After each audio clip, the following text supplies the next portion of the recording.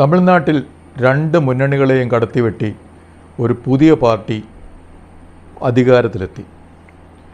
കാലാകാലങ്ങളായിട്ട് തമിഴ്നാട്ടിൽ DMK, AIDMK എന്ന രണ്ട് മുന്നണികളായിരുന്നു അവിടെ ഭരിച്ചിരുന്നത്. കരുണാനിധി, ജയലളിത, പനീർസെൽവം, MGR തുടങ്ങി അങ്ങനെ വളരെ പ്രഗത്ഭരായവർ പലവട്ടം അവിടെ ഈ മുന്നണികളുടെ ഭാഗമായിട്ടൊക്കെ മുഖ്യമന്ത്രിമാരായി. കഴിഞ്ഞ തവണ DMKയുടെ സ്റ്റാലിനായിരുന്നു അവിടെ മുഖ്യമന്ത്രി. അദ്ദേഹത്തിൻ്റെ മകൻ ഉദയനിധി സ്റ്റാലിൻ അവിടെ ഉപമുഖ്യമന്ത്രിയുമായിരുന്നു. ഈ AIDMK, DMK സഖ്യം അവരിലാരെങ്കിലും ആയിരിക്കും ജയിക്കുക എന്നുള്ളതാണ് തമിഴ്നാട്ടിലെ കഴിഞ്ഞ കുറേ വർഷങ്ങളായിട്ടുള്ള ഒരു ചിന്ത. ഒരു മാറി മാറി ആരെങ്കിലുമൊക്കെ ആകാം. പക്ഷേ അതിനൊരു മാറ്റം ഇപ്രാവശ്യമുണ്ടായി. അതൊരു പുതിയ പാർട്ടി. ഏകദേശം ഒരു 3-4 വർഷം ആയിട്ടുള്ളൂ ആ പാർട്ടിയുടെ ഒരു രൂപീകരണവും അതിൻ്റെ വളർച്ചയും പ്രവർത്തനവുമൊക്കെ. ഒരു പാർട്ടിയായിട്ട് നിന്ന് TVK എന്ന പേരിൽ അത് 108 സീറ്റുകളിൽ വിജയിച്ച് മറ്റു ചില പാർട്ടികളെയും ഈ വിജയത്തിന് ശേഷം കൂടെ കൂട്ടി ഭരണത്തിലേറി. അവിടെ ഈ DMKയ്ക്ക് 2024 അസംബ്ലി പാർലമെൻറ്റ് ഇലക്ഷനിൽ കിട്ടിയതിനേക്കാളും 18% വോട്ട് കുറഞ്ഞു. അതുപോലെ AIDMK സഖ്യത്തിന് ഏകദേശം 10%, 9.7% വോട്ട് അവർക്കും കുറഞ്ഞു. അപ്പോൾ 28% വോട്ട് ഈ രണ്ട് മുന്നണികളുടെയും പോയി. അപ്പോൾ ഒരു പാർട്ടിക്ക് TVK, അത് മുന്നണിയൊന്നുമല്ല, ഒരു പാർട്ടിക്ക് അവിടെ ഏറ്റവും വലിയ പാർട്ടിയാകാൻ അവർക്ക് പറ്റി.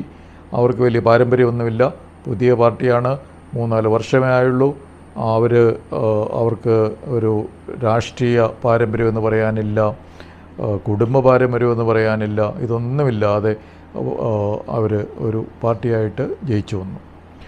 BJP അവിടെ AIDMK മുന്നണിയുടെ ഭാഗമായിരുന്നു. ഏറ്റവും അധികം നഷ്ടമുണ്ടായത് ഈ BJPക്കാണ്. 2024 അവർക്ക് ഏകദേശം 10% അടുത്തോ 11% മറ്റോ വോട്ട് ഷെയർ ഉണ്ടായിരുന്നത്. ഇപ്പോൾ അത് 3% താഴേക്ക് പോയി. അപ്പോൾ BJPക്ക് അവിടെ മുന്നണിയിൽ നിന്നതുകൊണ്ട് നഷ്ടം മാത്രമേ ഉണ്ടായുള്ളൂ എന്നുള്ളത് തമിഴ്നാട്ടിലെ ഒരു അവസ്ഥയാണ്. അവിടെ എന്തായാലും ഈ ഒരു പാർട്ടി, പുതിയൊരു പാർട്ടി അവിടെ അധികാരത്തിൽ വന്നു, സത്യപ്രതിജ്ഞ ചെയ്തു, നടപടികളൊക്കെ തുടങ്ങി. കേരളത്തിലും ഇതുപോലെ തമിഴ്നാട്ടിലെ പോലെ തന്നെ രണ്ട് മുന്നണികൾ മാറി മാറി ഭരിച്ചുകൊണ്ടിരിക്കുകയാണ്. പ്രഗത്ഭരായവർ അതിൻ്റെ മുഖ്യമന്ത്രിമാരായി മാറി മാറി. ചിലപ്പോൾ മാത്രമാണ് ഒരു തുടർഭരണം കിട്ടുന്നത്. കഴിഞ്ഞ തവണ ഒരു മുന്നണിക്ക് LDFന് തുടർഭരണമായിരുന്നു. ഈ രണ്ട് ഭരണത്തെ മാറ്റി ഒരു മാറ്റം കൊണ്ടുവരണം, കേരളത്തിൽ തീർച്ചയായിട്ടും മാറ്റം വരും എന്നൊക്കെയുള്ള ഒരു ആത്മവിശ്വാസത്തിലായിരുന്നു BJP നേതൃത്വം നൽകുന്ന ഒരു മുന്നണി കേരളത്തിൽ മുന്നോട്ട് പോയത്. അതിൻ്റെ നേതാക്കളുടെ ഒരു ആത്മവിശ്വാസം 20 സീറ്റെങ്കിലും കുറഞ്ഞത് നേടും, അതുപോലെ 25% വോട്ട് ഷെയർ നേടുമെന്നുള്ളതായിരുന്നു. ചിലരൊക്കെ ഏകദേശം 35 സീറ്റുകൾ പ്രതീക്ഷിച്ചിരുന്നു. പക്ഷേ 20 കണിശമാണ്, അത് അത്ര സീറ്റ് കിട്ടും എന്നുള്ളതാണ്, 25%. പക്ഷേ ഫലം വന്നപ്പോഴോ 3 സീറ്റും ഏകദേശം 15% താഴെ വോട്ട് ഷെയറുമാണ് ഈ മുന്നണിക്ക് ലഭിച്ചത്. BJPക്ക് അത് വലിയൊരു നേട്ടമാണോ എന്ന് ചോദിച്ചാൽ 2016 നേമത്ത് 10 വർഷം മുമ്പേ ഒരു സീറ്റ് MLA സീറ്റ് കിട്ടിയതാണ്. അന്ന് 16% വോട്ട് ഷെയറും ഉണ്ടായിരുന്നു. അപ്പോൾ ഇന്ന് 10 വർഷത്തിന് ശേഷം 3 സീറ്റും അതുപോലെ 15% താഴെ വോട്ട് ഷെയറും എന്ന് പറയുന്നത് മുന്നോട്ടാണോ എന്നുള്ളത് ഒരു ചോദ്യചിഹ്നം തന്നെയാണ്.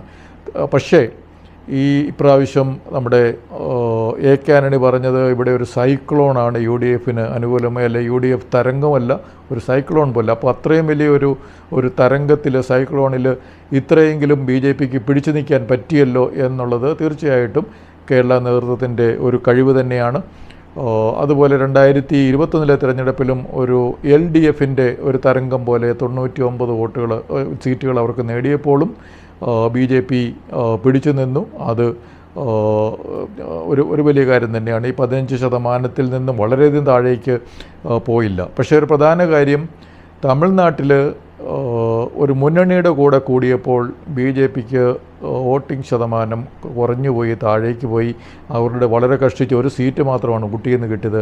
അതിനു മുമ്പ് 4 സീറ്റും അതിന് മുകളിലൊക്കെ ഉണ്ടായിരുന്നൊരവസ്ഥ BJPക്ക് ഉണ്ടായിരുന്നു. പക്ഷേ അത് താഴേക്ക് പോയി. ഇവിടെ കേരളത്തിൽ 10 വർഷം കൊണ്ട് ഒരു സീറ്റിൽ നിന്ന് 3 സീറ്റിലേക്കും ഉയർന്നെങ്കിലും വോട്ടിംഗ് ശതമാനം അധികം ഉയർന്നിട്ടില്ല.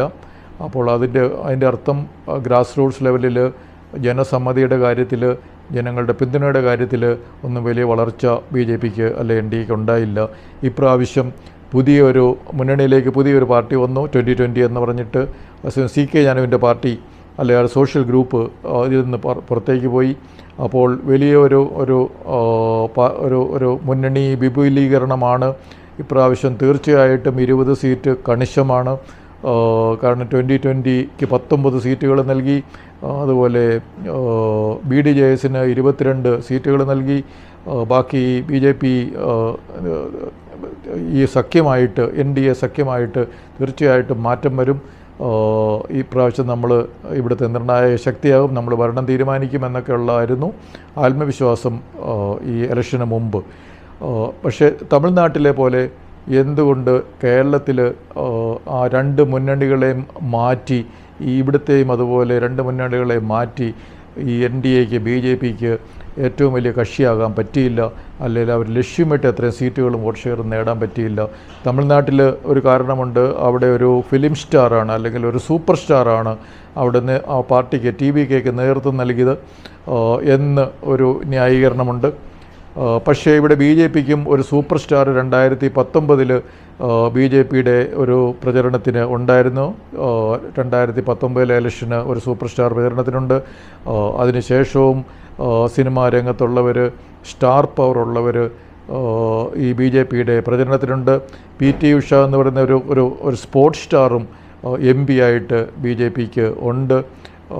പക്ഷേ ഇത്രയും സ്റ്റാർ പവർ ഉണ്ടായിട്ടും 2016 ഒരു സീറ്റ് കിട്ടിയിട്ടും 2026 ആയപ്പോഴത്തേക്കും ഈ സ്റ്റാർ പവർ, സ്റ്റാർ ക്യാമ്പയിനർ ഒക്കെ ഉണ്ടായിട്ടും BJP എന്തുകൊണ്ട് വോട്ട് ഷെയറിൽ മുന്നോട്ട് പോയില്ല? തീർച്ചയായിട്ടും ഈ ഒരു UDF തരംഗം എന്ന് പറയുന്നതിൽ പിടിച്ചു നിന്നു, അധികം താഴേക്ക് പോയില്ല എന്നുള്ളത് നമ്മുടെ നേതൃത്വത്തിൻ്റെ ഒരു വലിയ മേന്മയായിട്ട് നമുക്ക് കാണാം.